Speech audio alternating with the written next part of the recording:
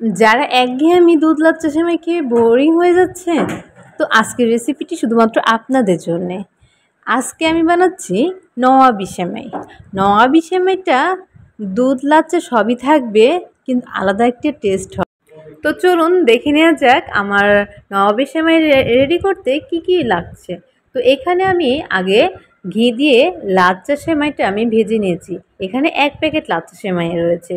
এর মধ্যে 2 চামচ গুঁড়া দুধ দিলাম। গুঁড়ো দুধ দিলে আলাদা একটা টেস্ট হয়। তারপর সেটা আমি মুচমুচা করে ভেজে রেখে দিলাম। আর এদিকে একটা পাতিলে আমি 2 কাপ পরিমাণে গরুর দুধ আর হাফ কাপ গুঁড়া দুধ আর 2 চামচ কাস্টার্ড পাউডার দিয়ে মিশিয়ে ঘন করে রেখে দিলাম। আর যে লাচ্চাটা ভেজে রেখেছিলাম সেটা একটা বাটিতে অর্ধেকটা পরিমাণ নিয়ে আমি একটু চেপে রেখে দিব। এখন যে দুধে লিকুইডটা করে রেখেছিলাম সেটা এখন আমি সেমাইয়ের উপর পুরোটা দিয়ে দিব।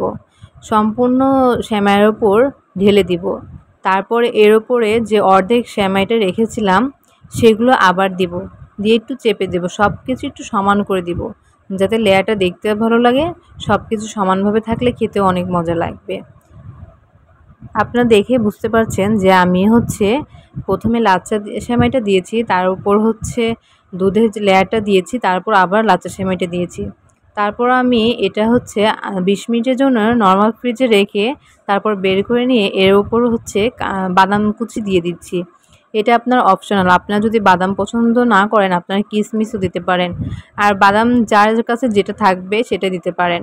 নবাবের সেমাই দেখতে যেমন সুন্দর, খেতেও কিন্তু অসম্ভব মজার হয়ে থাকে। আপনি বাসায় একদিন ট্রাই করে দেখবেন, আর আপনার প্রিয় মানুষ কিন্তু এটা স্বাদ ভুলবে না। তো আমার রেসিপি যদি আপনাদের কারো ভালো লেগে থাকে প্লিজ লাইক কমেন্ট শেয়ার করে পাশে থাকবেন। আর আমার রেসিপি দেখে যদি কেউ রেসিপি ট্রাই করে থাকেন আমাকে কমেন্ট বক্সে ছবি শেয়ার করবেন। তো আজকের মতো বিদায় নিচ্ছি। আল্লাহ হাফেজ।